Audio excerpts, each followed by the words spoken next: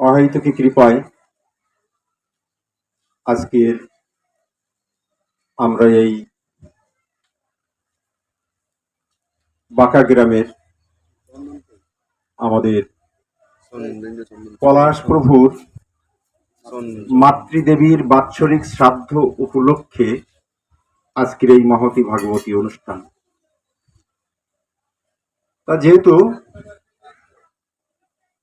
পলাশ প্রভুর মাতৃদেবীর আত্মার কল্যাণের জন্য আপনাদের মতো ইহানো সাধু সজ্জন ব্যক্তিদেরকে আহ্বান করেছেন, উদ্দেশ্য হচ্ছে যাতে করে ওনার মাতৃদেবীর আত্মার কল্যাণ হয়। তো এই মুহূর্তে আপনারা যারা এসেছেন, কৃপা করে যারা এসেছেন, আপনারা সবাই ভগবানের কাছে প্রার্থনা করবেন।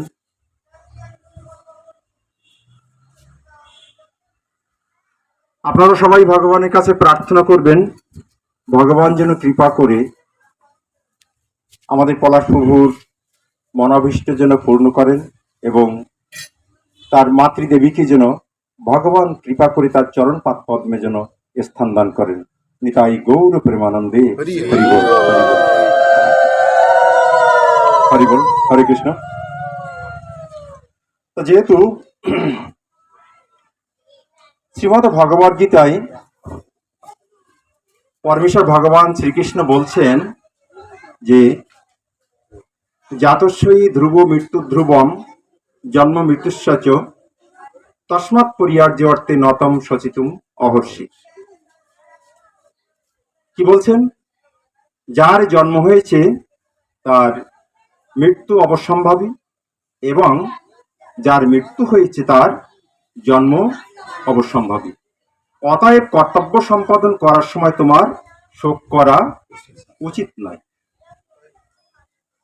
বাস্তবিক ক্ষেত্রে আমরা কি দেখছি যে পৃথিবীতে যারা জন্মগ্রহণ করেছে এখান থেকে বিগত যত বছর আগে হোক না কেন, আস্তে আস্তে আস্তে আস্তে সকলেই মৃত্যুবরণ করছে।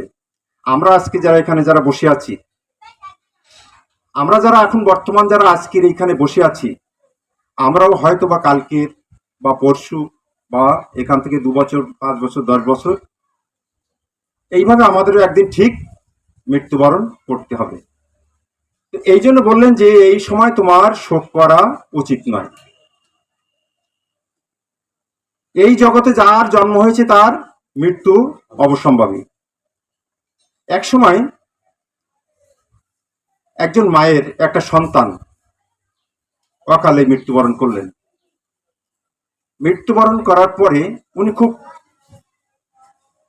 খুব শোকান্বিত হয়ে গেলেন। তখন ভগবান বুদ্ধদেব তখন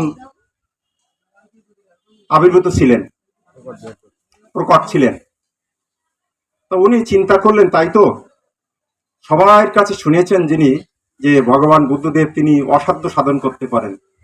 তাহলে উনি চিন্তা করলেন যে আমি আমার সন্তানকে নিয়ে আমি ভগবান বুদ্ধদেবের কাছে যাব, উনি আমার সন্তানটাকে যদি বাঁচিয়ে দেন। হ্যাঁ,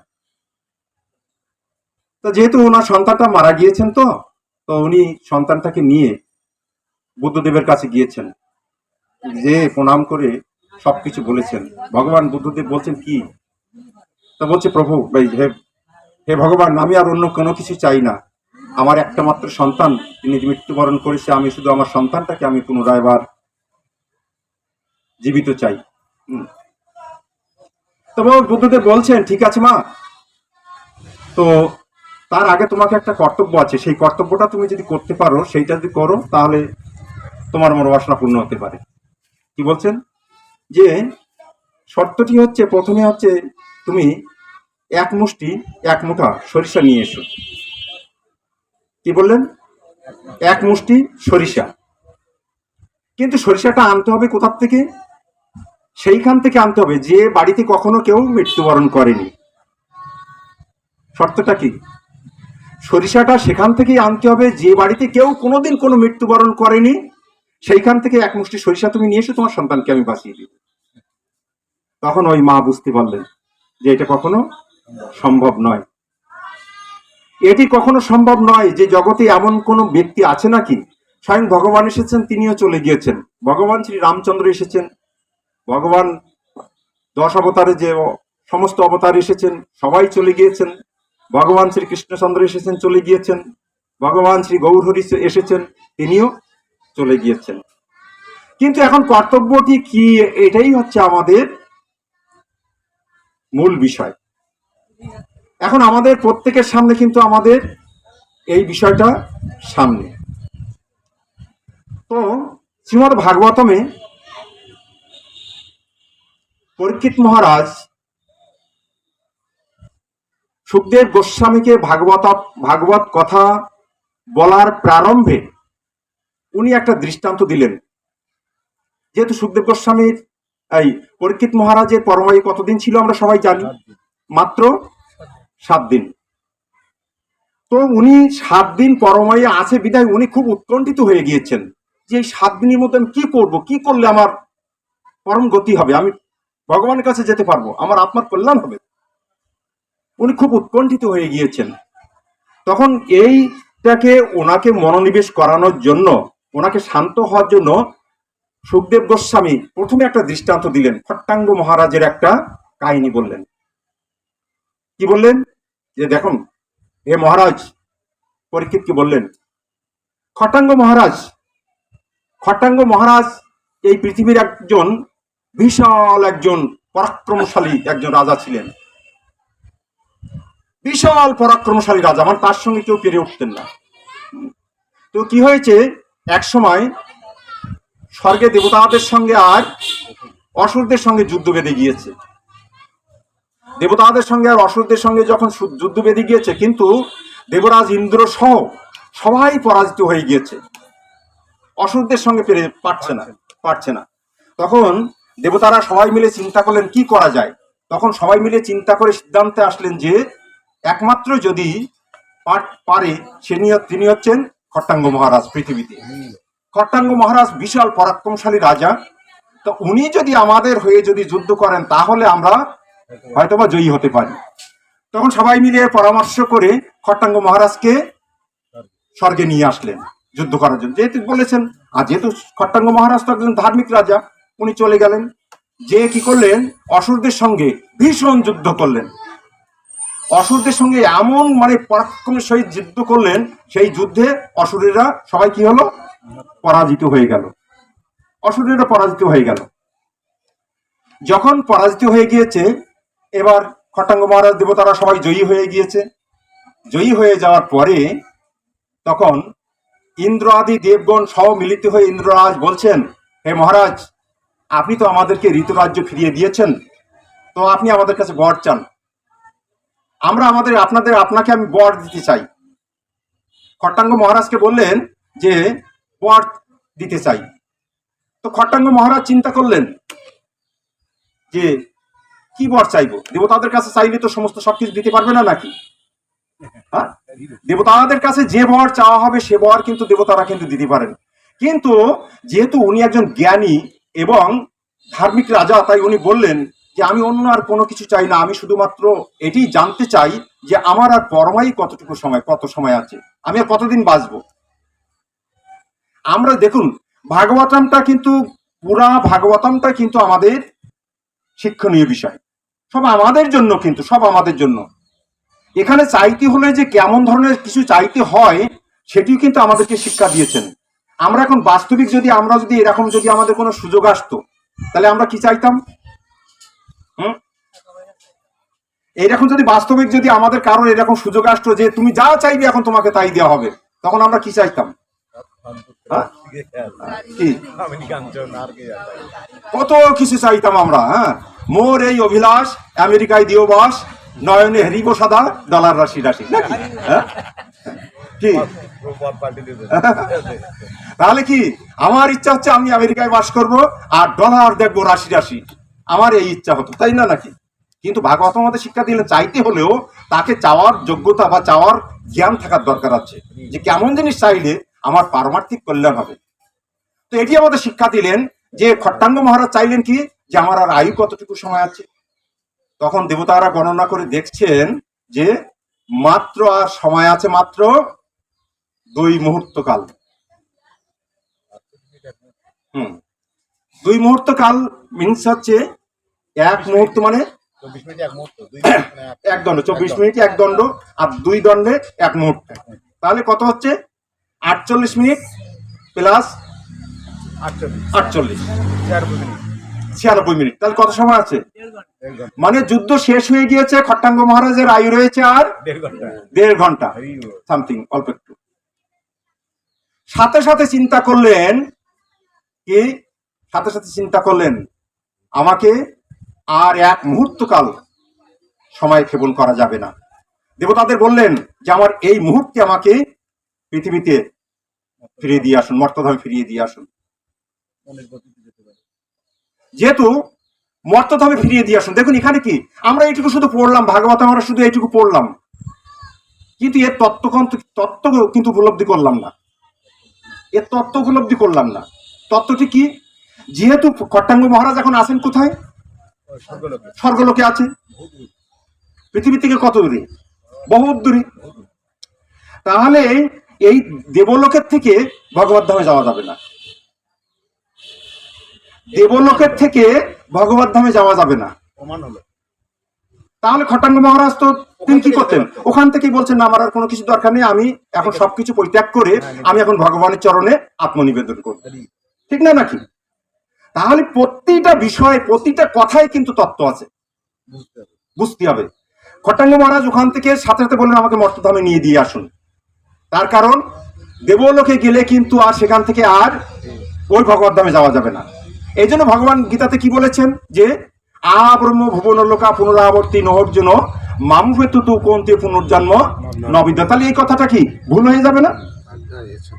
যে যে লোকে যে যার ভজনা করে সে তার কাছে যায়, অর্থাৎ দেবতাদের ভজন করলে কোথায় যাবে? দেবলোকে যাবে। পিতৃলোকের ভজন করলে পিতৃলোকে যাবে। ব্রহ্মার উপাসনা করলে ব্রহ্মালোকে যাবে। আর আমার ভজন করলে সে আমার ধামে যাবে। কিন্তু পার্থক্যটা কি? পার্থক্যটা হচ্ছে এই ব্রহ্মলোক পর্যন্ত সব হচ্ছে পুনরাবর্তনশীল। ব্রহ্মলোক পর্যন্ত সব হচ্ছে পুনরাবর্তনশীল, অর্থাৎ সেখানে গেলে তাকে আবার এই জড়জগতে ফিরে আসতে হবে। কিন্তু মামুহেতু তু কোনতে পুনর্জন্ম নবিদ্যতে, অর্থাৎ আমার লোকে যে একবার যায় তাকে আর এই জড়জগতে আর ফিরে আসতে হয় না। তাহলে সে তো, উনি তো এখন দেবলোকে আছেন, তাহলে দেবলোকের থেকে তার ভগবত ধামে যাওয়া যাবে না। এই জন্য আমরা কেউ দেবলোকে যেতে চাই না। আমরা কিন্তু কেউ কিন্তু দেবলোকে যেতে চাই না। আপনারা যারা এখানে এসেছেন, যারা বুদ্ধিমান, তারা কখন দেবলোক, নৃলোক বা পিতৃলোক বা ব্রহ্মলোক পর্যন্ত আমরা কেউই যেতে চাই না। তার কারণ সেখানে গেলে ভোগ করতে হবে, আবার সেখানে গেলে আবার ভোগ করতে হবে। ভোগ করলে আবার কি হবে? ভোগে কি আসে? ভোগে দুঃখ আসে, অশান্তি আসে। তাহলে ভোগ করলে সেখান থেকে আমরা ভগবত ধামে যেতে পারবো না, আবার আমাকে এই জড়জগতে ফিরে আসবে। খট্টাঙ্গ মহারাজ তাৎক্ষণিক ভাবে তখন চলে আসলেন পৃথিবীতে। সময় চলে গেল 1 মুহূর্ত। থাকলো আর কত? মাত্র 1 মুহূর্ত আর থাকলো অবশিষ্ট। তো সুখদেব গোস্বামী পরীক্ষিত মহারাজকে বললেন, এই দৃষ্টান্তটি দিয়ে পরীক্ষিত মহারাজকে বুঝালেন যে খট্টাঙ্গ মহারাজ এই 1 মুহূর্ত কাল ভগবানের চরণে আত্মসমর্পণ করে দিয়ে তিনি এই 1 মুহূর্তের মধ্যে মৃত্যুবরণ করলো, আর ওই 1 মুহূর্তের মধ্যে তিনি ভগবত ধামে চলে গেলেন। হরি বল। তাহলে 1 মুহূর্ত তিনি ভগবানের, 1 মুহূর্ত কাল তিনি ভগবানের চরণে মনোনিবেশ করলেন, আর সেই 1 মুহূর্তের মধ্যে তিনি ভগবত ধামে চলে গেলেন। তা সুখদেব গোস্বামী বলছেন, হে মহারাজ, আপনার এখনো সামনে 7 দিন সময় আছে। আপনি কেন এত উৎকণ্ঠিত হচ্ছেন? কেন এত আপনি উৎকণ্ঠিত হচ্ছেন? যেহেতু আপনি 7 দিন যদি সেই ভগবানের, সেই কি ঈশ্বর পরম কৃষ্ণ সচ্চিদানন্দ বিগ্রহ অনাদির আদি গোবিন্দ সর্ব কারণের পরম কারণ ইয়েতে চাংসকলা পুংস কৃষ্ণস্ত ভগবান স্বয়ং ইন্দ্রাণী ব্যাকুলং লোকং মিলায়ন্তী যুগে যুগে। এই 7 দিন যদি তুমি ভগবানের অহৈতুকী লীলার কথা যদি তুমি আস্বাদন করো, তাহলে তুমি নিশ্চিত তুমি ভগবানের কাছে তুমি ফিরে যেতে পারবে। তাই এই দৃষ্টান্ত দিদির মাধ্যমে আমাদের কি শিক্ষা দিলেন? যে আমাদের প্রত্যেকের, আমাদের প্রতিটা মুহূর্তে আমাদের কিন্তু মৃত্যুর দিকে আমরা এগিয়ে যাচ্ছি। কিন্তু মাত্র কয়েকজন আমরা দেখতে পাই যে মাত্র আমাদের মহাজনদের মধ্যে মাত্র কয়েকজন তারা মৃত্যুর সম্পর্কে তারা অবগত হয়েছিলেন। কে কে? যেমন পরীক্ষিত মহারাজ, খট্টাঙ্গ মহারাজ, পিতামহ ভীষ্মদেব, তারপরে আমার কলিযুগে আছে আমার হরিদাস ঠাকুর। আমরা কি সবাই জানি নাকি? আমরা কি সবাই কি জেনে গেছি নাকি যে আমাদের মৃত্যু কবে হবে? হ্যাঁ,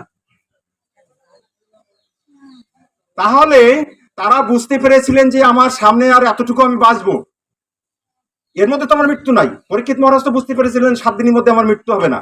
আর আমরা কিন্তু এক মুহূর্তের কথা আমরা বলতে পারি। তারপরেও দেখুন আমরা কত নিশ্চিন্তে আমরা বসে আছি। আর এই কত নিশ্চিন্তে বসে আছি, কোনো রকমের কোনো টেনশন নেই। প্রহ্লাদ মহারাজ কি শিক্ষা দিলেন আমাদেরকে? প্রহ্লাদ মহারাজ কি শিক্ষা দিলেন? কৌমার আচরেতে প্রাজ্ঞ ধর্মান ভাগবতানিহ, যে কৌমার থেকে আমাদের ভগবত ভজন করা উচিত। আমাদের ব্রহ্মসূত্রের প্রথম সূত্রে মহর্ষি ব্যাসদেব বললেন অথাত ব্রহ্ম জিজ্ঞাসা। কি বললেন? অথাত ব্রহ্ম জিজ্ঞাসা। মনুষ্য জন্ম পাওয়ার পরে একমাত্র কর্তব্য হচ্ছে ভগবানের সঙ্গে সম্বন্ধ স্থাপন করা। মনুষ্য জন্ম পাওয়া মাত্রই একমাত্র কর্তব্য, আমাদের একমাত্র কর্তব্য কি? আমাদের একটাই মাত্র উদ্দেশ্য এখানে, আমাদের এই মনুষ্য জীবনে আমরা জন্মগ্রহণ করেছি একটাই উদ্দেশ্য, সেটি হচ্ছে আমাদের ভগবানের সঙ্গে সম্বন্ধ স্থাপন করা। তা না হলে কি হবে? সব কিছু বিফল হয়ে যাবে, সব কিছু একদম বিফল হয়ে যাবে। তো এই জন্য এখানে কুমার দেখুন, গতকালকের ভগবান শ্রী নৃসিংহদেবের আবির্ভাব তিথি চলে গেল না নাকি? খুবই মহিমান্বিত। যেহেতু এই নৃসিংহ চতুর্দশী কিন্তু এত মহিমান্বিত যে মহিমার কথা বলে কোনোদিন শেষ করা যাবে না। যেহেতু আমাদের সমস্ত অবতারগুলো অবতীর্ণ হয়েছেন হচ্ছে ধর্ম রক্ষা করার জন্য, আর সাধু দিগের পরিত্রাণ করার জন্য, আর অশুদ্ধের বিনাশ করার জন্য। কিন্তু একটি মাত্র অবতার, সেটি হচ্ছে শুধুমাত্র একজন ভক্তের জন্য প্রকট হয়েছেন, শুধুমাত্র একজন ভক্তকে রক্ষা করার জন্য। দেখুন অন্যান্য সমস্ত অবতার, রাম অবতার হয়েছিলেন, ভগবান শ্রী রামচন্দ্র অবতীর্ণ হয়েছিলেন কিসের জন্য? রাক্ষসদের সবাই পরাস্ত করেছিলেন, তাই নাকি? রাক্ষস কুল মানে একটা কুল, তাদেরকে নিধন করলেন, আর এদিকে ভক্তদের রক্ষা করলেন। ঠিক এইভাবে 10 অবতার, সমস্ত অবতারগুলো ঠিক একই পর্যায়ে। কিন্তু শুধুমাত্র ভগবান নৃসিংহদেব শুধুমাত্র একজন ভক্তের জন্য অবতীর্ণ হয়েছেন। কে ছিলেন সেই ভক্তটি? প্রহ্লাদ মহারাজ। প্রহ্লাদ মহারাজকে রক্ষা করার জন্য ভগবান শ্রী নৃসিংহদেব অবতীর্ণ হয়েছিলেন। তো এই বিষয়টা আপনারা জানেন সবাই, যে প্রহ্লাদ মহারাজ কত বছর ছিল তখন বয়স? মাত্র 5 বছর। আজকের আমাদের 5 বছর বয়সে আপনি একটু লক্ষ্য করুন তো, কি বুঝতে পারে সে? কি বুঝতে পেরেছিল? কেউ কি কিছু বুঝে নাকি ধর্ম সম্পর্কে? কিন্তু এই কথাটি যখন গুরুকুলে ছিলেন, প্রহ্লাদ মহারাজ যখন গুরুকুলে ছিলেন, গুরুকুলের শিক্ষক কে ছিলেন? ষণ্ড আর অমর্ক নাকি? 2 ভাই, মানে শুক্রাচার্যের ছেলে। দত্তগুরু শুক্রাচার্যের ছেলে ষণ্ড আর অমর্ক, এনারা ছিলেন গুরুকুলের শিক্ষক। তো গুরুকুলের শিক্ষক গুরুদেবের মানে গুরুজি শিক্ষা দিয়েছেন যে সম্পর্কে প্রহ্লাদ মহারাজের ভিতরে সে কিছুই ঢোকেনি। প্রহ্লাদ মহারাজ বুঝতে পারছেন যে কি শিক্ষা দিচ্ছে, এসব তোর উল্টোপাল্টা শিক্ষা দিচ্ছে। এ তো উল্টোপাল্টা শিক্ষা দিচ্ছে। কিন্তু কি হয়েছে, যখন ওই গুরুপুত্র ষণ্ড আর অমর্ক শিক্ষক ওনারা যখন অন্যদিকে চলে যান, প্রহ্লাদ মহারাজ কি করেন? প্রহ্লাদ মহারাজ তখন যারা সহপাঠী ছিলেন ওদেরকে আবার শিক্ষা দেওয়া শুরু করেন, মানে উল্টি আবার শিক্ষা দেওয়া শুরু করেন। মানে যে কথা কেহই জানে না, সেই তত্ত্ব কথা, সেই কি অনাদি আদি গোবিন্দ কৃষ্ণের সেই তত্ত্ব কথা, সেই কথাগুলো আবার প্রহ্লাদ মহারাজ সহপাঠীদের আবার শিক্ষা দেন। সেই শিক্ষা দেন। তখন এখানে সহপাঠীরা কিন্তু একদিন প্রশ্ন করেছিলেন প্রহ্লাদ মহারাজকে, যে কি করে জানলে কি এই যে কথাগুলো, এই কথাগুলো তো আমাদের গুরুজিতে কখনোই তো শোনায়নি এগুলো, কিন্তু কি করে জানলে? কিন্তু এই কথার পরিপ্রেক্ষিতে প্রহ্লাদ মহারাজ দৃষ্টান্ত দিয়েছেন যে আমার গুরুদেব নারদ মুনি, আমি জেনেছি কিভাবে, এইটা কিন্তু আমাদের দৃষ্টান্ত দিচ্ছেন যে আমার গুরুদেব নারদ মুনি আমার মাকে যখন দেবতারা যখন হরণ করে নিয়ে যাচ্ছিল, হরণটা কাহিনীটা আপনি জানেন জানেন না নাকি? অনেকে জানেন না।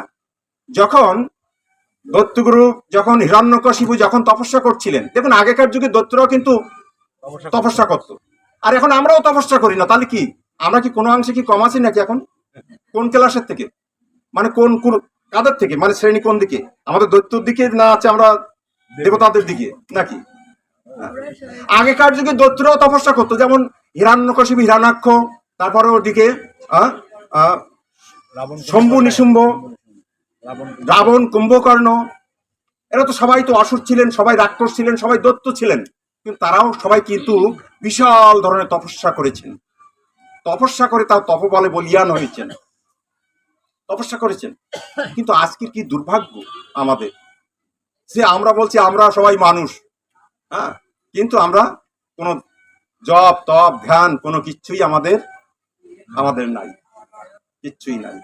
আবার বলছি আমরা মানুষ, আবার বলছি আমরা সৃষ্টির সেরা জীব, হ্যাঁ, সৃষ্টির সেরা জীব আমরা আবার বলছি না নাকি?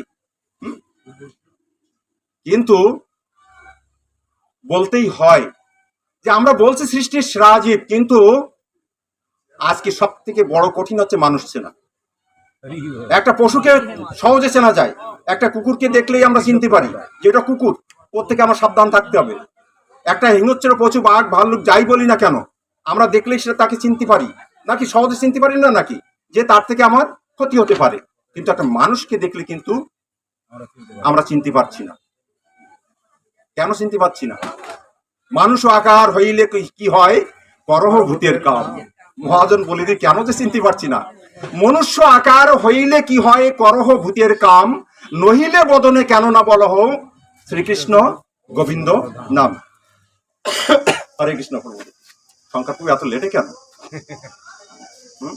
বলে 9টার গাড়ি কটায় যাচ্ছে? হ্যাঁ, হরে কৃষ্ণ, হরে কৃষ্ণ, হরে কৃষ্ণ। তো আসলে এই জন্য বলছেন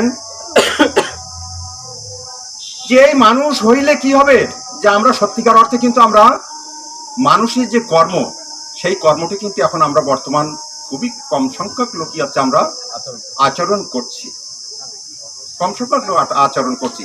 তো প্রহ্লাদ মহারাজকে যখন এই কথা যখন বললেন, তা প্রহ্লাদ মহারাজ বলছেন যে আমার মাকে যখন নিয়ে যাচ্ছিল তখন হচ্ছে আমার গুরুদেব নারদ মুনি এসে বাধা দিয়ে বললেন যে কেন তোমরা আছে এই একজন মাকে ধরে নিয়ে যাচ্ছ? তা বলছে এই হচ্ছে হিরণ্যকশিপুর স্ত্রীর নাম হচ্ছে কয়াদু। তা যেহেতু একজন অসুর পত্নী, সে এখন গর্ভবতী, তাই হিরণ্যকশিপুর মতো হয়তোবা তার গর্ভে একজন অসুর সন্তান আছে, তাই আমরা নিয়ে যাচ্ছি, যখনই প্রসব করবে তখনই ওকে আমরা হত্যা করব। তখন নারদমণি সবকিছু বললেন। নারদমণি বললেন যে কয়াদুর গর্ভে যে সন্তান আছে সে হচ্ছেন মহান ভাগবত ভক্ত, সে একজন ভক্ত, হ্যাঁ, তোমরা একে হত্যা করতে পারো না। তখন কি করবো? নারদমণি সবকিছু পরামর্শ দিলেন। এখন নারদমণি তখন কি করলেন, কি করবো এখন, তাহলে যেহেতু হরণ করে নিয়ে যাচ্ছে এখন কি করবো? তা নারদমণি বললেন ঠিক আছে, আমি আমার আশ্রমে নিয়ে যাই। নারদমণি কি করলেন?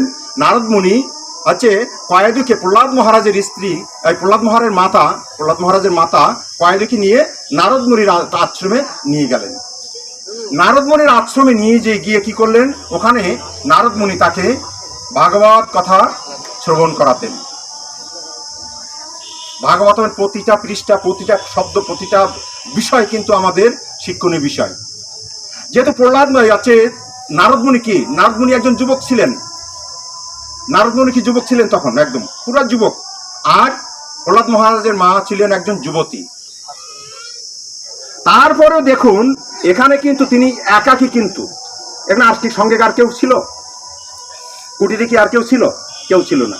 কিন্তু এখানে কি, এখানে দেখুন এখন একজন মহাজন তিনি তার আদর্শ আমাদেরকে শিক্ষা দিয়েছেন।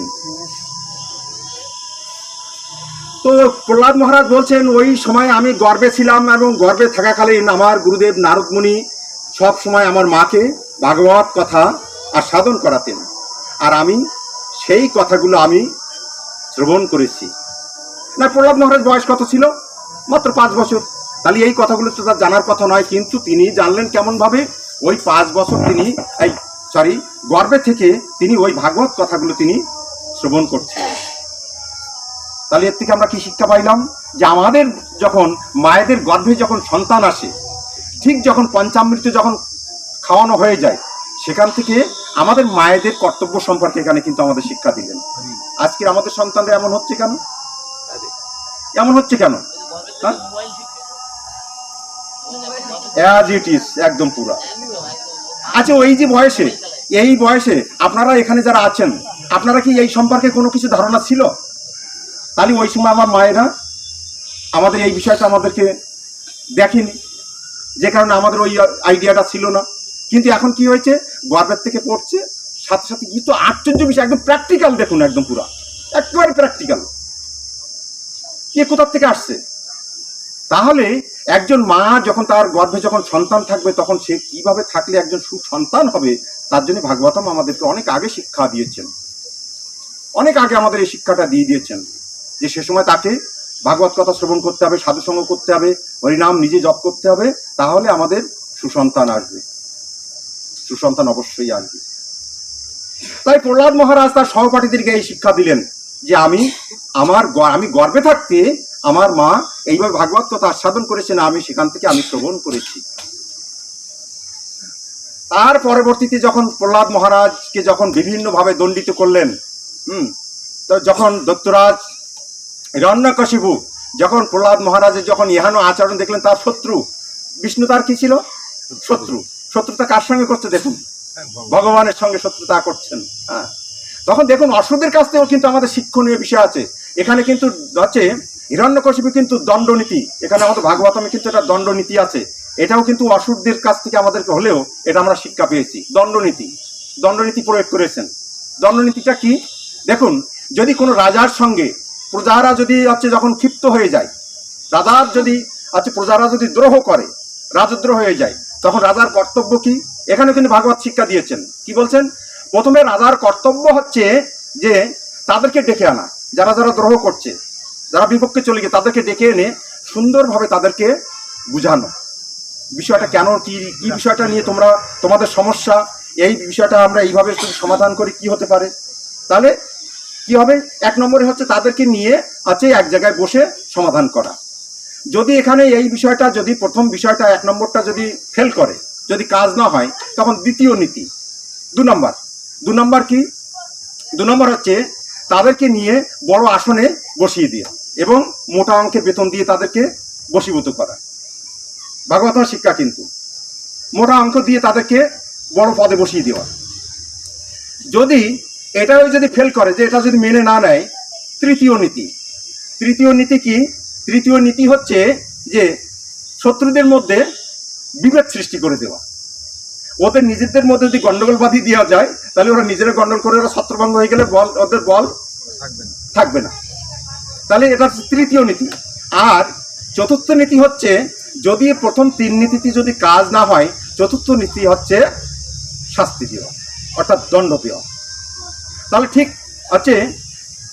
হিরণ্যকশিপু ঠিক কিন্তু আস্তে আস্তে কিন্তু প্রহ্লাদ মহারাজকে প্রথম বুঝিয়েছিলেন, তারপরে তাকে অনেক কিছু লোভ দেখালেন, তারপরে কি করলেন, তারপর তাকে অনেক কিছু করার পরে লাস্টে কি করলেন? লাস্টে মৃত্যুদণ্ডে দণ্ডিত করলেন, তাই না? নাকি শেষ পর্যন্ত কি করলেন? তাকে মৃত্যুদণ্ড দিলেন না, কিন্তু করতে তো পারলো না কিচ্ছু। রাখে হরি মারে কে, আর মারে হরি রাখে কে। রাখ হবি মা রবি যো ইচ্ছা তোর, তুয়া পদে অর্পিনু নন্দ কিশোর। যে হে কৃষ্ণ, তুমি আমাকে বাঁচালে বাঁচাতে পারো, মারলে মারতে পারো, এতে আমার কোনো কিছু যায় আসে না। প্রহ্লাদ মহারাজ তো কি আত্মনিবেদন, নবদা ভক্তি, দৈন্য আত্মনিবেদন গোপ্তিত্বে বরণ, অবশ্য রক্ষিবে কৃষ্ণ বিশ্বাস পালন, এটা ষড়ঙ্গ শরণাগতি। ভক্তি প্রতিকূল যাহা বর্জন অঙ্গীকার, আর ভক্তি অনুকূল যাহা কার্যের শিকার। ষড়ঙ্গ শরণাগতি হইবে যাহার, তাহার প্রার্থনা শুনে নন্দকুমার, শ্রী নন্দকুমার। প্রহ্লাদ মহারাজের তো ষড়ঙ্গ শরণাগতি, এখানে তো কোনো কিচ্ছু তো নাই, তার নিজের বলে কিচ্ছু নাই। তখন কি করলেন? ভগবানের চরণে আত্মসমর্পণ করে দিলেন, আর হিরণ্যকশিপু তার সর্বশক্তি প্রয়োগ করেও কিছুই করতে পারলেন না। তো এইটি হচ্ছে ভক্ত। তো যাই হোক, তাহলে আমাদেরকে এই প্রহ্লাদ মহারাজ আমাদেরকে শিক্ষা দিলেন হচ্ছে কি, কৌমার আচরতি প্রাজ্ঞ ধর্মান ভাগবত আনিহ, অর্থাৎ আমাদের প্রত্যেকের কর্তব্য হচ্ছে কৌমার থেকে আমাদের ভগবত ভক্তি যাজন করা।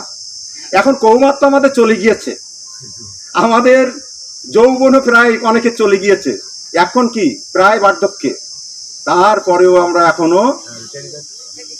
তারপরেও এখন আমরা সেদিকে যাচ্ছি না। যদিও যাওয়ার চেষ্টা করছি, তারপরে সেখানে কত রকমের বাধা বিপত্তি।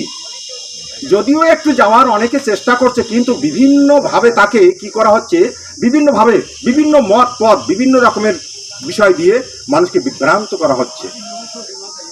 একে তো মানুষ ভগবত ভজন করতে আসতেছে না, তারপরেও এখানে আবার বিভিন্ন রকমের প্রতিবন্ধক। এই জন্য চৈতন্য ভাগবতম বলছে যে পৃথিবীতে যত কিছু ধর্ম নামে চলে, ভাগবত কহে তাহা পরিপূর্ণ চলে। অর্থাৎ পৃথিবীতে আমরা এখন যত কিছু দেখছি যে ধর্ম নামে চলছে, ভাগবতম বলছে যে সব কিছু হচ্ছে ছল ধর্ম। সবাই সবার সঙ্গে চিটিং করছে, সবাই সবার সঙ্গে প্রতারণা করছে, একে অপরের সঙ্গে শুধু প্রতারণা ছাড়া আর কিছুই করছে না, সবাই প্রতারণা করছে। দেখুন, এই ভক্তি জীবন ভাগবত ধামে যেতে হলে, যদিও অনেকে বলছে তোমার কিছু করা লাগবে না, বলছে না নাকি, অনেক আছে, তোমাকে একাদশী করা লাগবে না, নিরামিষ খাওয়া লাগবে না, তারপরে ওই জপ টপ কিচ্ছু করা লাগবে না। হ্যাঁ, আমি অনেকগুলো আমি এজেন্ট নিয়ে এসেছি, আমি সবাইকে আপনাদেরকে নিয়ে যাব। অত সহজ নাকি বাবা? কত সহজ? হীরা যদি কেউ সস্তা দামে দেয়, যদি আপনি কেনেন, তাহলে আপনি ঠকবেন না নাকি? হীরা কি কখনো কি সস্তা দেওয়ার বস্তু? হীরার তো কখনো দাম কমবে না। তাহলে কেউ যদি দেয়, অর্থাৎ যদি কেউ বলে যে কিচ্ছু করা লাগবে না, ভগবত ধামে নিয়ে যাব, তাহলে নিশ্চয়ই আপনাকে ঠকাচ্ছে। তার কারণ এখানে শাস্ত্রে কি বলছে, দুর্গং পথস্থং কবায়া বদন্তি উত্তিষ্ট জাগ্রত প্রাপ্য বরং নিবোধত ক্ষুরস্য ধারায়া নিশিতা দূরত্বয়া দুর্গং পথস্থং কবন্তি। কি বলছেন, যে হে জীবগণ, তোমরা মোহ ঘুমে ঘুমিয়ে আছো, কৃপা করে জাগো, তোমার পারমার্থিক পথ অত্যন্ত দুর্গম, তাহা খুঁড়িয়ের অগ্রভাগের মতো ধারালো। উপনিষদে বলছে, কি বলছেন, যে হে জীবগণ, তোমরা ঘুমিয়ে আছো, তোমরা জাগো, পারমার্থিক পথ অত্যন্ত দুর্গম। কি সহজ নাকি? অত্যন্ত দুর্গম মানে কি? কঠিন রাস্তা। সেই রাস্তাটির সঙ্গে তুলনা করেছেন যে খুঁড়িয়ের অগ্রভাগের মতো ধারালো। খুঁড়িয়ের আগা দিয়ে কখনো হাঁটা যায়? হ্যাঁ, পায়ে কি ফালা হয়ে যাবে না?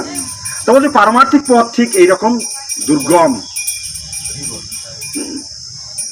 তো এই ভগবত ধামে যেতে হলে কিন্তু সহজে বসে থাকলে হবে না, পরিশ্রম করতে হবে, কষ্ট স্বীকার করতে হবে। কষ্ট স্বীকার তো করতেই হবে। এই জন্য আমাদের মহাজনগণ কি বলেছেন, যে কলিযুগে সব থেকে সহজ সরল ভাবে পন্থা দিয়েছেন। কলিযুগের জন্য সব থেকে আমাদের সরল পন্থা দিয়েছেন। সেই সরল পন্থাটিও যে আপনারা একটু ভেবে দেখুন, যে সেটি যদি এত কঠিন হয়, তাহলে আগের যুগের কত কঠিন ছিল। এখন কি বলেছেন, এখন যদি আমরা শুধুমাত্র যদি হরিনাম করি, যদি একটু জপ করি, একাদশী ব্রত থাকি, ব্যাস আমরা ভগবত ধামে যেতে পারবো। এত সহজ এই কলিযুগে। আর এই সহজটাকেও আমরা মেনে নিতে পারছি না। এই এত সহজ, তাই আমরা মেনে নিতে পারছি না। তার মধ্যে কত কি ঢুকাচ্ছে আমাদের মাথায়। আসলে কি জানেন, যে আমাদের অনেক পাঠক আছে, একটা দৃষ্টান্ত দিয়েছেন। দৃষ্টান্তটা একটা বিমানের দৃষ্টান্ত দিয়েছেন, যে বলছেন, ধরো বিমান আমরা সবাই দেখেছেন না নাকি? বিমান সবাই তো দেখেছি আমরা, প্লেন। এখন বিমান এসে বন্দরে ল্যান্ড করেছে। কি হয়েছে, এবার সমস্ত যাত্রীরা নেমে গেছে, পাইলট হোটেলে চলে গিয়েছে, এবার আসবে কারা, পরিচ্ছন্ন কর্মীরা। কি বিমান পরিষ্কার করার জন্য এবার গাড়ি এসে যখন ট্রেনে এসে যখন থেমে যায় স্টেশনে, তখন কি আবার একদল আছে, একটা শ্রেণী আছে তারা পরিষ্কার করার জন্য। এখন বিমান আছে পরিষ্কার করার জন্য পরিচ্ছন্ন কর্মী থাকে, তারা পরিচ্ছন্ন কর্মী এসে গেছেন। আর বিমানে বিভিন্ন রকম ময়লা টলাগুলো থাকে, ওইগুলো যাত্রীরা তো ফেলে দেয়, ওগুলো পরিষ্কার করার জন্য। এখন ওই পরিচ্ছন্ন কর্মী পরিষ্কার করতে করতে আছে পাইলটের ককপিটে গিয়েছেন। পাইলট যেখানে বসে বিমান পরিচালনা করে, যে ওখানে দেখা একটা বই পড়ে আছে, লেখা আছে বিমান চালানো পদ্ধতি ভলিউম 1। কি লেখা আছে বইটিতে? বিমান চালানো পদ্ধতি ভলিউম 1, অর্থাৎ প্রথম খণ্ড নাকি? হ্যাঁ, প্রথম খণ্ড। এখন বলছে তাই তো, বিমান চালানো শেখার বই তো এটা দেখছি। হ্যাঁ, ঠিক আছে। এখন ওই পৃষ্ঠাটা আগলা করেছে। এখন এখানে লেখা আছে, দেখে ভিতরে লেখা আছে, যদি আপনি বিমানটাকে ইঞ্জিন যদি চালু করতে চান তাহলে কি, হ্যাঁ না, ওটা হচ্ছে প্রথম হচ্ছে নীল বোতামটি চাপ দিন, চাপ দিন। বলছে তাই তো, এখানে লেখা আছে দেখছি নীল বোতামটি চাপ দিন। এখনো চাপ দিয়েছে, দিলীপ পর কি হয়েছে, ইঞ্জিন স্টার্ট হয়ে গিয়েছে। যদি আপনি যদি এগিয়ে নিয়ে যেতে চান তাহলে সবুজ বোতামটি চাপ দিন। তো বলছি রানিং তো হয়ে গিয়েছে, তাহলে কি করা যায়, আরেকটা তাহলে যেটা চাপ দিয়েছে, দিলে কি হয়েছে, ইঞ্জিন চালনা শুরু হয়ে গেছে। এখন যদি আপনি উড়াতে চান তাহলে হলুদ বোতামটি চাপ দিন। কি হয়েছে, দিয়েছে চাপ, দেওয়ার পরে কি হয়েছে, আকাশে উড়িয়ে গেছে। আকাশে যখন উঠছে তখন আনন্দের আর সীমা নাই। বলছে বাপ রে বাপ, এ তো বিমান চালানো এত সহজ, বিমান চালানো এত সহজ। এখন আকাশে উঠছে, আকাশে উড়ি বেশ কিছু সময় ওড়ার পরে বলছে তাহলে তো এখন নামতে হবে। এখন আবার পৃষ্ঠা উল্টিয়েছে, উল্টানোর পরে এখানে লেখা রয়েছে বিমান যদি আপনি কি ল্যান্ড করতে চান তাহলে আপনি আমাদের ভলিউম 2 বইটি পড়ুন আর আমাদের ফ্লাইট লার্নিং কোর্সে ভর্তি হয়ে যান। কি হলো, বুঝতে পেরেছেন? ও কোর্স কমপ্লিট, ওখানে আর লেখা নেই। এখন বিমান তো আকাশে, এখন ওখানে আর লেখা নেই যে কিভাবে নিচে নামাতে হবে। নিচে নামাতে হলে যে বইটি পড়তে হবে, দ্বিতীয় খণ্ড পড়তে হবে, দ্বিতীয় খণ্ডটি তো হাতে নাই। আর বিমান চালানোর যে লার্নিং কোর্স, ওই কোর্স করে আসতে হবে। এখন বিমান হচ্ছে আকাশে, এখন উপায়টি কি হবে? কোন উপায় আছে? আল্লাহ নামবে, হয় ভেঙে চলে নামবে, না আগুন ধরে নামবে, যা একটা হয়তো নামবে। হ্যাঁ, তাহলে এটিকে বলা হয়েছে যে অল্প কিছু জানার পরে যদি কিছু বলা হয় তা সেটিকে এর সঙ্গে তুলনা করা হয়েছে, নামাতে পারবে না। এই জন্য আমাদের মহাজনগণ বলছেন যে কে তোমাকে কবে কি কথা কহিবে, সে কথা ভাবিলে আর কি চলিবে, বিপদে সম্পদে রাখিবে যে পদেই, তার পদ কেন ভাবো না, যার মুখে ভাই হরি কথা নাই তার কাছে তুমি যেও না। সব কথাই আমাদেরকে একদম পরিষ্কার বলে দিয়ে গিয়েছেন, পদকর্তারা সব বলে দিয়ে গেছেন। কি বলেছেন? যে এইরকম ধরনের কথা যারা বলছেন তারা ঠিক ওই পর্যন্ত আপনাকে নিয়ে যেতে পারবে, তারপর যে আপনি যে কোথায় যাবেন শেষ সিদ্ধান্ত আর আপনাকে আর দিতে পারবে না, ওই রকম কিছু দিতে পারবে।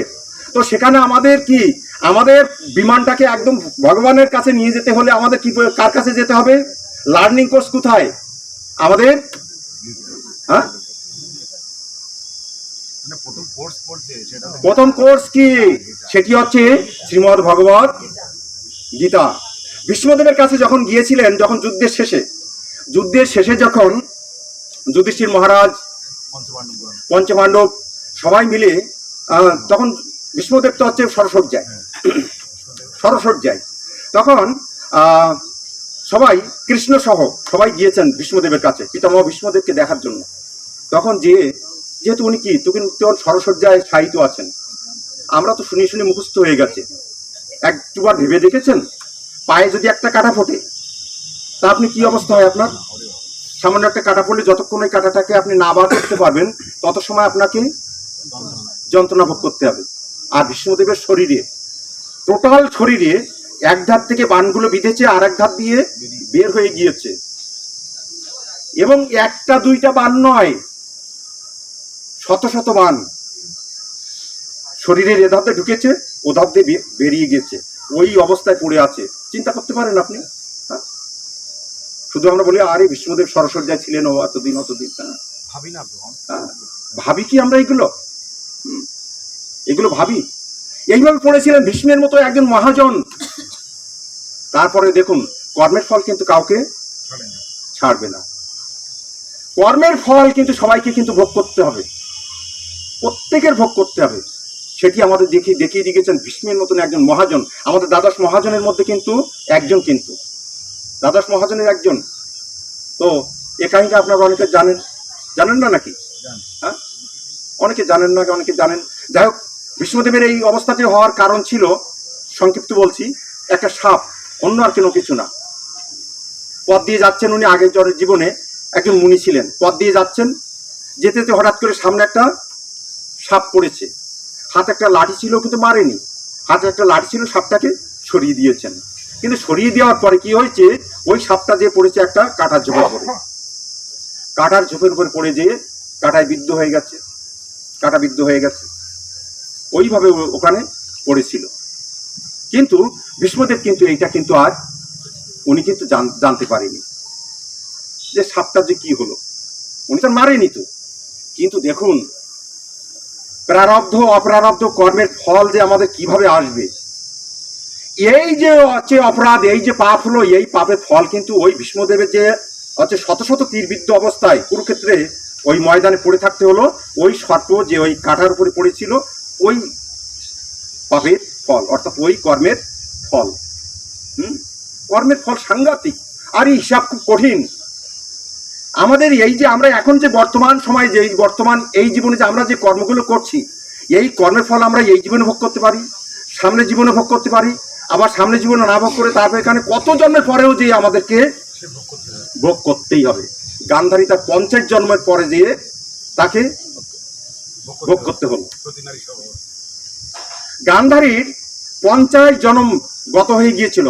50 জন্মের আগের যে পাপ ছিল, অর্থাৎ ওই যে প্রজাপতি দিয়ে গলায় মালা বেঁধে গেতে পড়েছিল ছোটবেলায়, তাও সেই পাপের ফল কিন্তু এই জন্মে 100 পুত্র একসঙ্গে এক জীবনে তার মৃত্যুবরণ করলো। 50 জন্মের। এই জন্য আমরা অনেক সময় বলি, আমরা সিদ্ধান্ত দেখেছেন, আমরা সবাই তো এক একজন পণ্ডিত, তাই না?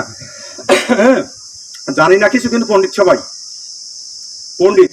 হ্যাঁ, বলছে আরে আমাদের তো পাশে তো দেখলাম একজন কি হচ্ছে, একজন ক্রাইম, বাপরে বাপ। কই, তার তো কোনো শাস্তি নেই, দিব্যি তো হেসে খেলে খাচ্ছে, রিল্যাক্স করছে। হ্যাঁ,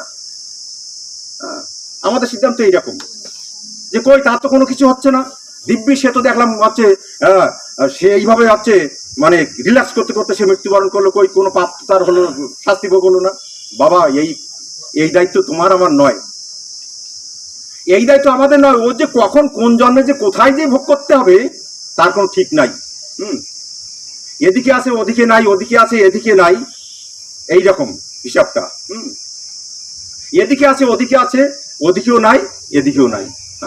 এরকম অনেক হিসাব আছে, অনেক হিসাব আছে। যাই হোক, তখন এইবার যখন পিতামহ ভীষ্মদেবের কাছে যখন পঞ্চপাণ্ডব সহ কৃষ্ণ যখন গিয়েছেন, তখন যুধিষ্ঠির মহারাজ বলছেন, হে পিতামহ, প্রণাম ঠাম করার পরে যে আমাদেরকে কিছু ধর্মীয় উপদেশ দিন, আমাদের কিছু উপদেশ দিন। তখন পিতামহ ভীষ্মদেব একটা কথা বললেন, এক কথায় উত্তর দিলেন, হে যুধিষ্ঠির, তোমাদের সঙ্গে ভগবান স্বয়ং আছেন, কৃষ্ণ।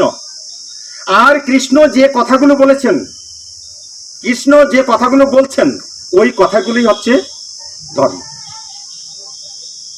কি ভগবান কৃষ্ণচন্দ্র যে কথাগুলো বলেছেন, যুধিষ্ঠির মহারাজ বলছেন যে যে কথাগুলো বলেছেন ওটাই হচ্ছে ধর্ম। আর সেই কথাগুলো কি ছিল? শ্রীমদ্ ভগবত গীতা, একটি মাত্র শাস্ত্র, পরমেশ্বর ভগবান শ্রীকৃষ্ণের নিজেই যে কথাগুলো বলেছেন সেটি হচ্ছে শ্রীমদ্ ভগবত গীতা। আর এই গীতায় যে দর্শনগুলো, গীতার যে কথাগুলো, এই কথাগুলোই মানলে ব্যাস আমাদের শেষ, আর কোনো কিছু করা লাগবে না, কোনো কিছুই করা লাগবে না। গীতার যে কথাগুলো আছে, আর না হলে আমাদের কি হবে জানেন? দুর্যোধন যখন লাস্টে যখন কুরুক্ষেত্রের যুদ্ধে যখন উরুভঙ্গ হয়ে যখন পড়ে আছে, তখন কৃষ্ণ আস্তে আস্তে হাঁটতে হাঁটতে দুর্যোধনের পাশে গিয়েছেন। হ্যাঁ, তখন আর দুর্যোধন কিন্তু কথা বলতে পারছেন না। তখন দুর্যোধন 3টা আঙুল উঁচু করেছেন, কথা তো ভালো বলতে পারছে না, যেহেতু মৃত্যুর সময় মানুষকে মৃত্যু যন্ত্রণা এসে গেছে। তখন তো 3টা আঙুল উঁচু করেছেন দুর্যোধন। তখন কৃষ্ণ বলছে যে কি ব্যাপার, তুমি কি বলতে চাইছো কি? তখন আস্তে করে বললেন যে হে কৃষ্ণ, আমার জীবনের 3টি ভুলের জন্য আজকের আমার এই দুর্গতি, সব আমাদের শিক্ষার জন্য। বলেন আমার জীবনে আমার 3টি ভুলের জন্য আমার আজকের এই অবস্থা। তো বলছে কি? তো দুর্যোধন বলছেন যে হে কৃষ্ণ, আমার প্রথম ভুলটি ছিল আমি যখন অর্জুন আর আমি যখন আপনাকে নেওয়ার জন্য যখন পক্ষে নেওয়ার জন্য গিয়েছিলাম, তো সেই সময়কার একটা কাহিনী আছে। যাও, তারপরেও কৃষ্ণ বলেছিলেন, কৃষ্ণ যখন বললেন যে দেখো, একদিকে আমি আর একদিকে হচ্ছে আমার 1,00,000 নারায়ণী সেনা। কি বললেন? একদিকে আমি থাকবো। এখন অর্জুন আর দুর্যোধনকে বলছেন যে 2টা ভাগ করছে, একদিকে আমি একা আর একদিকে থাকবে আমার 1,00,000 নারায়ণী সেনা। 1,00,000 নারায়ণী সেনা। এখন আমি একদিকে যেদিকে থাকবো আমি কিন্তু যুদ্ধ করব না, আর ওই 1,00,000 যে নারায়ণী সেনা সবাই আমার মতো যোদ্ধা, সবাই পরাক্রমশীল, আমার মতো যোদ্ধা। হ্যাঁ, তাহলে এই 1,00,000 নারায়ণী সেনা একদিকে আর একদিকে আছে আমি আবার যুদ্ধ করবো না। এখন কে কার নীতি চাচ্ছ? দুর্যোধন চিন্তা করছে যে আমি চিন্তা করলাম যে একা তো কৃষ্ণ একা, তারপরেও সে যুদ্ধ করবে না, তাহলে এ নিয়ে আমার দরকার নেই, নিয়ে কি করবো আমি?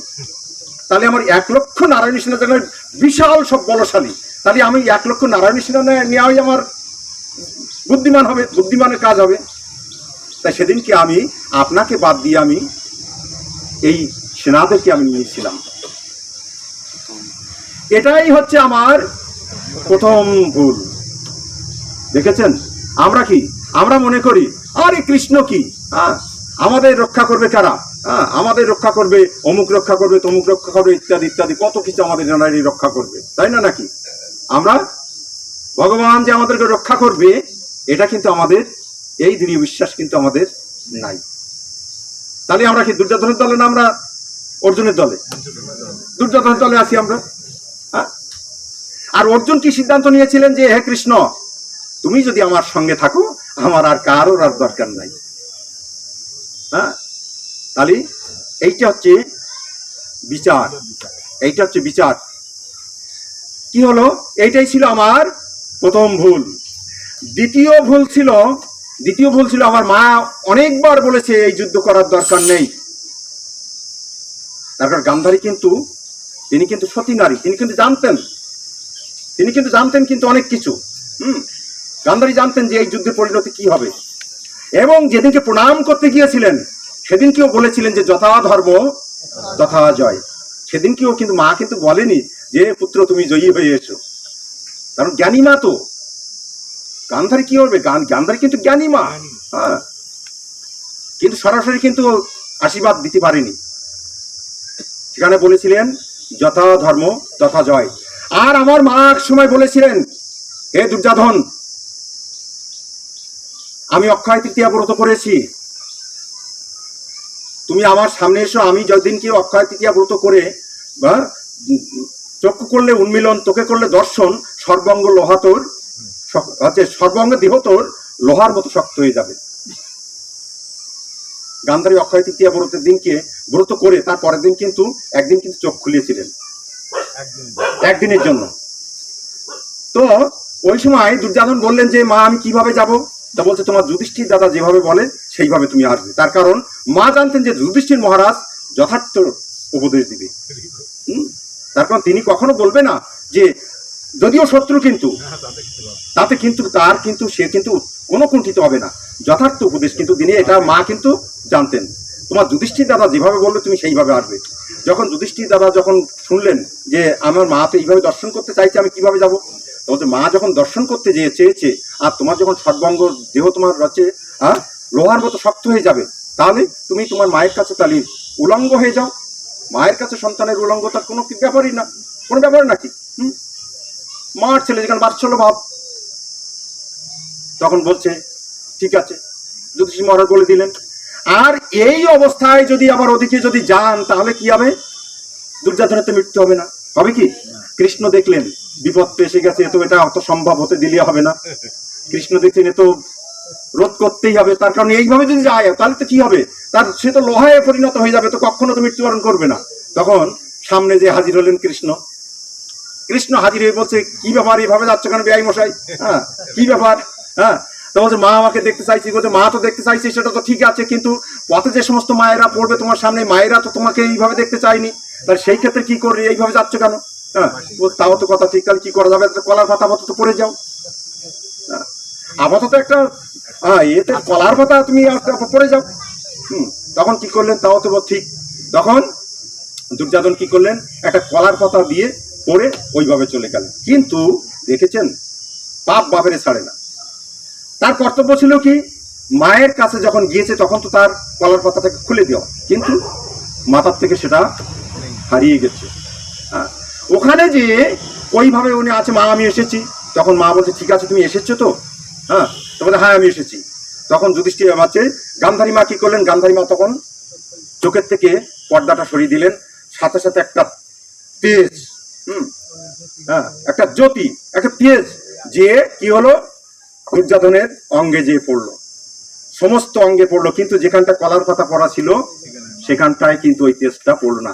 এবং সমস্ত দেহটায় যখন এই তেজ পড়লো তখন সাথে সাথে সমস্ত দেহটা তার লোহায় পরিণত হয়ে গেল, লোহার মতো শক্ত হয়ে গেল, কিন্তু কলার পাতা যে জায়গাটা পড়া ছিল ওই জায়গাটা তার থেকেই গেল স্বাভাবিক। আর ভীম কিন্তু ওই উরুতে কিন্তু বাড়ি দিয়ে কিন্তু হচ্ছে দুর্যোধনকে কিন্তু বধ করেছিল। তো বলছি এটিই ছিল আমার দ্বিতীয় ভুল। তাহলে 2 নম্বর ভুল গেল। তৃতীয় ভুল, তিনটা ভুলের তৃতীয় নম্বর ভুলটি হচ্ছে যে আমার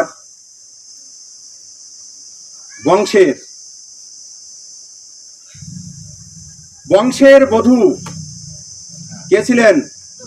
দ্রৌপদী। দ্রৌপদীকে আমি প্রকাশ্য রাজসভায় সকলের সম্মুখে আমি লাঞ্ছিত করেছিলাম, অপমান করেছিলাম। দ্রৌপদীকে আমি লাঞ্ছিত করেছিলাম, আর এই মাতৃজাতি লাঞ্ছিত করার ফলে আমার আজকের এই অবস্থা। ওখানে আরো কয়েকটা তুলে ধরেছেন। তাহলে কি হলো, যে আমার এই যে 3টি ভুলের কারণে আজকের আমার এই দশা। তাহলে প্রথম ভুলটি কি ছিল, আমরা সেই ভুলটা কি করব? প্রথম ভুলটি ছিল আমরা কৃষ্ণকে বাদ দিয়ে, বা মানে কৃষ্ণর সঙ্গে থাকবো, কৃষ্ণকে দলে নিব না আমরা লক্ষ্য সেনা নিব না। আমরা যা কিছু করি না কেন আমাদের মূলে থাকবে পরমেশ্বর ভগবান শ্রী কৃষ্ণচন্দ্র, মূল থাকবে। আর যাই কিছু করি না কেন তাহলে সেটি থাকবে আমাদের মূল লক্ষ্য। দ্বিতীয়ত হলো আমাদের পিতামাতার কোনো প্রকারের অসম্মান করা যাবে না। আজকের আমার পলাশ প্রভু দেখেন, যদিও তার মাতৃদেবী চলে গিয়েছেন, তার পরিবারের থেকে গত বছরও আমি দেখেছি যে ঠিক এইভাবে সাত্ত্বিকভাবে তার উদ্দেশ্যে ক্রিয়াকর্ম করা হয়েছে। আর আজকের হচ্ছে বাৎসরিক শ্রাদ্ধ, তাই না নাকি? আজকে বাৎসরিক ক্রিয়াকর্ম। এখানে যে অনেকে প্রতিবন্ধক সৃষ্টি করেনি এটা কিন্তু বলা যাবে না। কত প্রতিবন্ধকতা আছে না নাকি? এটা তো আমাদের আর অজানা নাই। বিভিন্ন জায়গায় গেলে তো সমস্যা তো শ্রাদ্ধ নিয়ে। আমাদের হিন্দুদের সমস্যা হচ্ছে শ্রাদ্ধ নিয়ে। ধর্মের নামে খোঁজ নাই, ধর্ম নামে কোনো কিচ্ছু নাই। কিন্তু যদি কেউ মারা গিয়েছে, সেখানে যে সবাই একজন বড় বড় পণ্ডিত, এই করতে হবে, ওই করতে হবে, এটা কেন করলে, এটা কেন করলে, কত কিছু। তারপরে মৃত্যু হয়েছে, এখন মাথা কোন দিকে রাখতে হবে, কে আগুন দেবে, কয়দিনই শ্রাদ্ধ করতে হবে, কিভাবে শ্রাদ্ধ করতে হবে, কত কেজি অমুক অমুক থাকবে, ইত্যাদি ইত্যাদি। এই এখন সবাই কিন্তু পণ্ডিত, আর কেউ কিন্তু কোনো ছাত্র নেই, আর ছাত্র নেই। সব থেকে বড় বিষয় হচ্ছে, সমস্যা হচ্ছে আমাদের এই শ্রাদ্ধ নিয়ে। তারপর তো আরো কত কথা আছে। আজকে কি আজকে সবার জন্য প্রসাদের ব্যবস্থা করেছেন না নাকি? ওরে বাপ রে বাপ, কেন পলাশুর মা কি নিরামিষ খেত নাই? হ্যাঁ, নিরামিষ খেত, কেন আমাদেরকে কেন নিরামিষ দিচ্ছ? তারপরে কি, আরে বাবা, জীবদ্দশায় সে কি খেয়েছে না খেয়েছে ওইটা বড় বিষয় নয়। জীবদ্দশায় যে কে কি খেয়েছে ওইটা বড় বিষয় নয়। আমরা এখন কাজ করছি কিন্তু আত্মার উদ্দেশ্যে। এখন সেই দেহটা কি আছে? যখন ডেড হয়ে গিয়েছে তখন কি আর সেই দেহটা ছিল? দেহটা তো পঞ্চভূতের সঙ্গে মিশে গিয়েছে। ক্ষিতি অব তেজ মরুদ্বম, ওইটা আর কিন্তু নাই। এখন কি আমরা দেহের জন্য শ্রাদ্ধ করছি না কিসের জন্য? এখন করছি আত্মার জন্য। আর আত্মা কি ওইগুলো খেয়েছে নাকি? ওইটা কখনোই খায়নি। মাছ মাংস যা কিছু খেয়েছে ওই দেহটাই খেয়েছে, আত্মা কখনো এইগুলো খায়নি, আর খায়ও না। গাড়ির ড্রাইভার আর ইঞ্জিন এক নাকি? গাড়ির ড্রাইভার সে কি খায়? সে তো ডাল ভাত খায়, শাকসবজি খায়, মিষ্টি খায় নাকি? এগুলো তো খায় নাকি? আর গাড়ি কি খায়? তেল মোবিল খায় না নাকি? এখন তেল মোবিল যদি গাড়ির ড্রাইভারের দেওয়া হয়, আর যদি অন্য ডাল সবজি যদি হচ্ছে তেলের ট্যাঙ্কিতে দেওয়া হয়, তা কি হবে? হ্যাঁ, কি হবে? সবটাই শেষ হয়ে যাবে। তো আমার এই গাড়িটা, অর্থাৎ আমার দেহটা হচ্ছে গাড়ি। কি খেয়েছে না খেয়েছে, এই গাড়িটা খেয়েছে। কিন্তু আমার গাড়ির মধ্যে, এই দেহর মধ্যে যে ড্রাইভার, এই ড্রাইভারকে আমার আত্মা, এই আত্মা ওইটা কোনোদিন খায়নি। আর এখন যে ক্রিয়াকর্ম আমরা করছি সেটি হচ্ছে ওই আত্মার উদ্দেশ্যে। আর আত্মা কি খায়? আত্মা খায় ভগবানের প্রসাদ, চিন্ময় বস্তু, তাছাড়া কোনো কিছু গ্রহণ করে না। আর শ্রাদ্ধে কোনো প্রকারের মাছ মাংস দেওয়া যাবে না। হয়তো আপনারা অনেকে বলবেন কেন দেওয়া যাবে না? আমাদের পূর্বপুরুষরা দিয়ে আসছে, তারা কি ভুল করেছে না আমরা ভুল করছি? আরে বাবা, কে কি ভুল করছে না করছে ওইটা আমাদের দেখার বিষয় না। ওইটা আমাদের দেখার বিষয় না, আমাদের দেখতে হবে শাস্ত্রে কি বলেছে। ভাগবতম পরিষ্কার বলে দিচ্ছেন, নদ অদ্যাৎ স্বামীসং শ্রাদ্ধে, অর্থাৎ শ্রাদ্ধে কোনো প্রকারে আমিষ দেওয়া যাবে না, পরিষ্কার। আরো বলেছেন, দেখুন ব্রহ্মবৈবর্ত পুরাণে বলেছেন, ব্রহ্মবৈবর্ত পুরাণে বলেছেন যে, ব্রহ্মবৈবর্ত পুরাণ বলছেন যে অশ্বমেধম গবলব্বং সন্ন্যাস বল পৈতৃকম দেবরেণ সুতুৎপত্তে কলৌ পঞ্চ বিবর্জয়ে। কি বললেন? কলিযুগে 5টি কর্ম একেবারেই নিষিদ্ধ। কলিযুগে 5টি কর্ম নিষিদ্ধ। কি কি? ও বোঝাচ্ছে না, ওর থেকে আমি এমনি বলি, এমনি শুনতে পাচ্ছেন না আপনারা নাকি? নৈমিষারণ্যে 60,000 ঋষিরা বসে যদি শুনতে পায়, আমরা তো 60 জন আছি এখানে, না কত, তার একটু বেশি আছি। তাহলে এই কজন আমরা শুনতে পাবো না? কি হয়েছে? আর ও মাইকটা এমনি তো সাউন্ড ভালো দিচ্ছে না।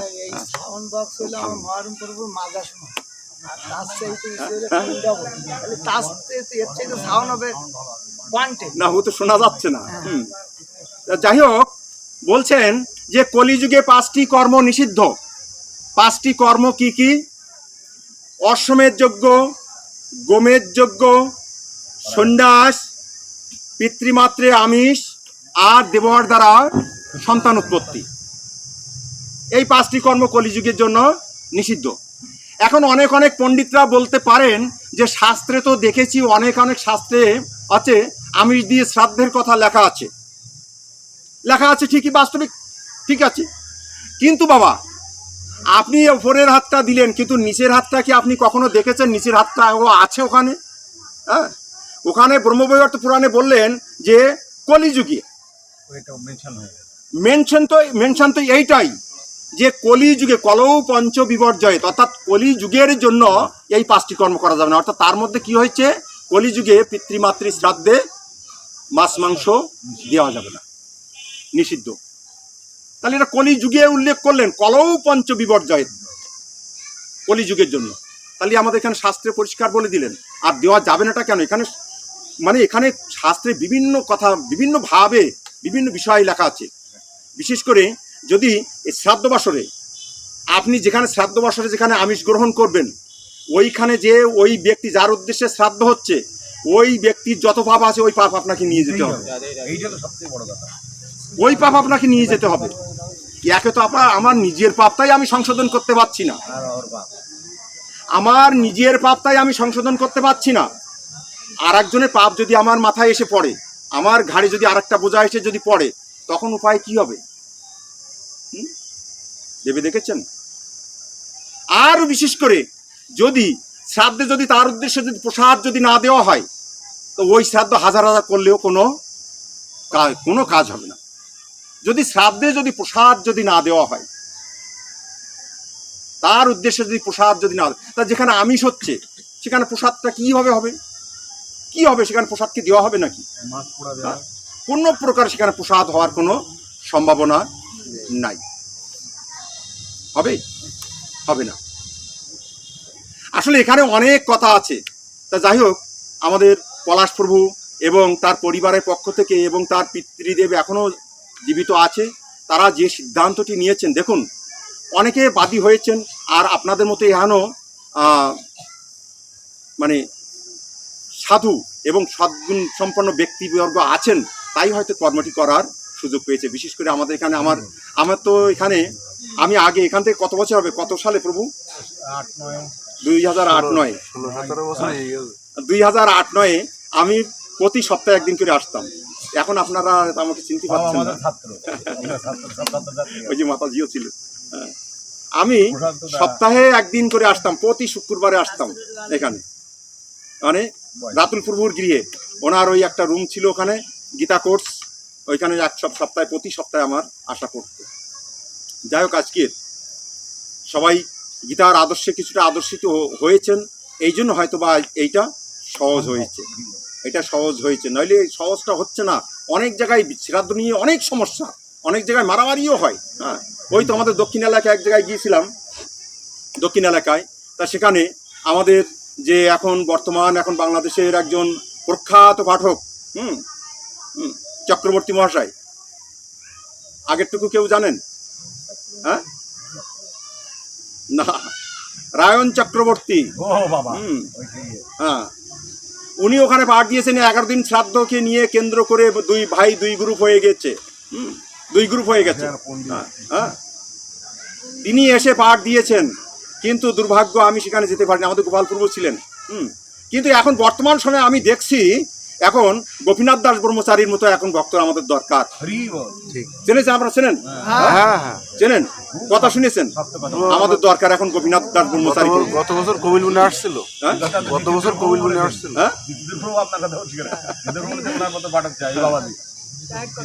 আরে কি দরকার আছে জিতে, মানে গোপীনাথ প্রভু কি ডাইরেক্ট কোনো কথা নাই, এই মায়েরা কি করছেন ওখানে, আই চুপ কর, এইরকম ধরনের কথাবার্তা। আপনারা কিছু মনে করবেন, আপনাদের বলেনি কিন্তু। তুলসী পাতা দিয়ে দেবো, তুলসী পাতা দিয়ে দেবো। সত্যি ওনার কথাগুলো এত সুন্দর, খুব ভালো।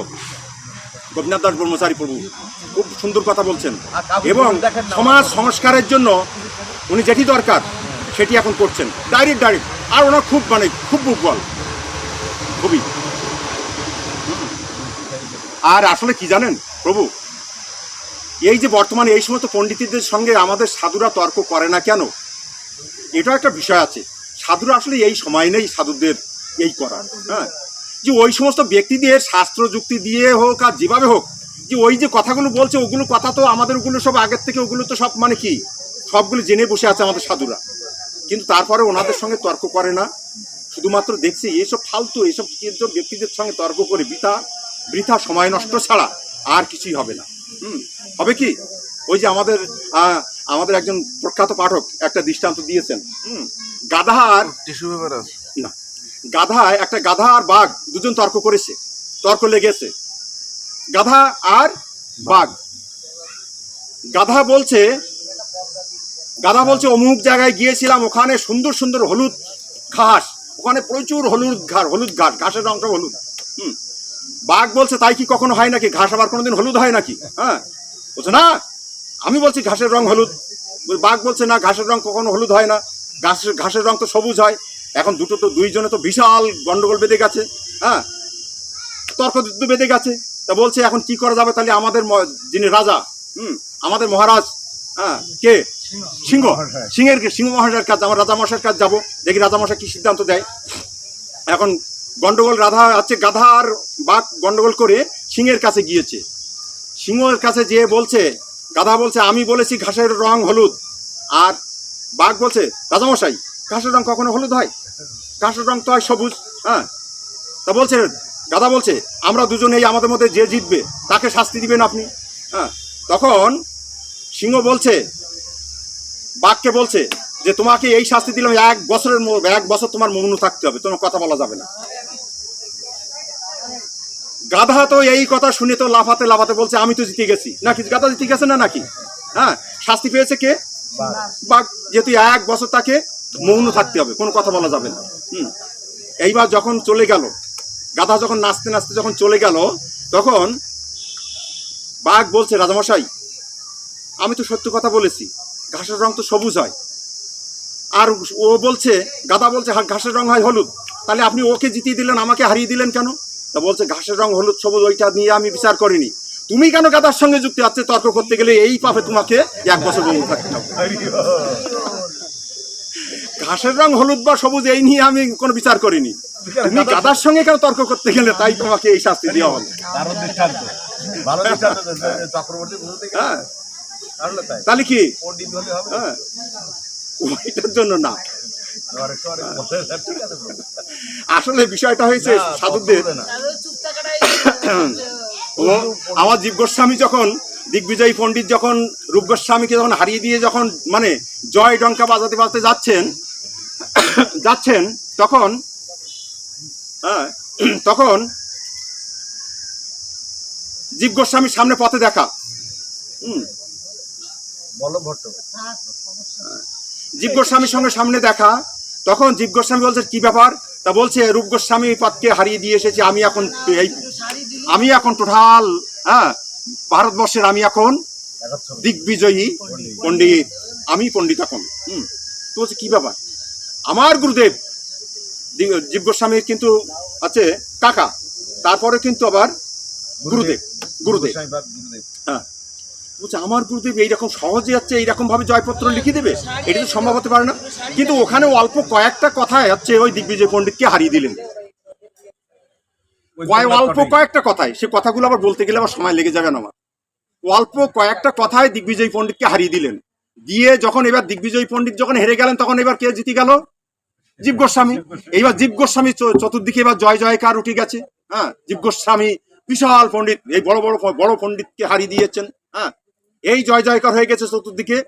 এখন এই কথা যখন রূপ গোস্বামীর কাছে যখন গিয়েছেন, তখন রূপ গোস্বামী সাথে সাথে বাইরে এসে বলছে আজকে তুমি আর আমার এই আশ্রমে আর আসবে না। কেন আসবে না? শুচি হয়ে আসো নাই তুমি স্নান করি যমুনায়, যশ প্রতিষ্ঠা শুকরের বিষ্ঠা মেখে এলে সারা গায়ে। কি বললেন? যে আজকে তুমি যমুনায় স্নান করে শুচি হয়ে আসনি, যশ আর প্রতিষ্ঠা এটা হচ্ছে শুকরের বিষ্ঠা, এই শুকরের বিষ্ঠা মেখে তুমি আজকের এসেছো, তুমি আর আশ্রমে ঢুকবে না। আশ্রমে ঢুকতেই দিলেন না, চলে গেলেন। কি করবে? আশ্রমে ঢুকতে দিলেন না। দেখেছেন আমাদের মহাজনী হিসাব দেখেছেন? মহাজনী বিচার। তো ওইভাবে চলে গেলেন। তারপর সনাতন গোস্বামী এসে তারপর সলভ করে মীমাংসা করে দিয়েছিলেন। বলছে তাহলে তুমিও তো বৈষ্ণব অপরাধ করেছো। হয়ে গেছে ব্যাস।